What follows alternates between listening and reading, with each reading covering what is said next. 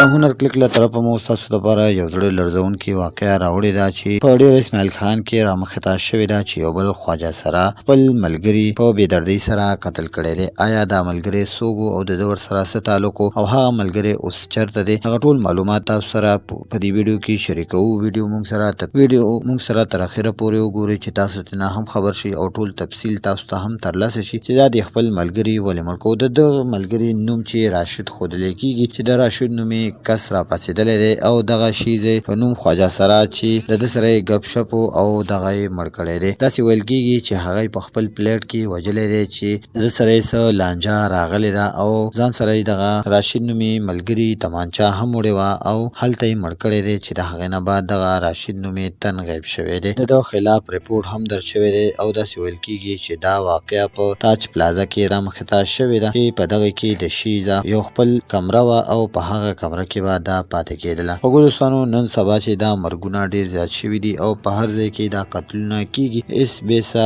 دغه قتلونه روان دي. الله دې موږ ټولو پښتنو ته فویه ورکړي او الله دې موږ ټول پښتانه د دې ډزو او د وسلو نه وساتي چې ښه ښایسته زندګي تېره کړي. دغه یو خواجه سره په باره کې داسې هم ویل کېږي چې د دې هلک سره یې دوستي وه او دغه هلک به ورسره هم په دغه پلیټ کې پاتې کېدلو، خو د دې په کومه خبره باندې لانجه راغلې وه. نو که هر څنګه لانجه وه خو دومره غټه به نه وه چې هغه راپاڅېدلی دی او دا یې ویشتی دی او مړ کړی دی. الله دې وکړي چې هغه بدبخته انسان ته په دې دنیا باندې هم سزا سخته نه سخته میلو شي او الله دې وکړي چې په هغه دنیا باندې ورته هم الله پاک سخته نه سخته سزا ورکړي. الله یې دغه مړ شوي خواجه سره کورنۍ ته او مور پلار ته د زړه صبر ورکړي او الله دې ورته صبر جمیل نصیب کړي. تاسو ټول پې امین ووایئ.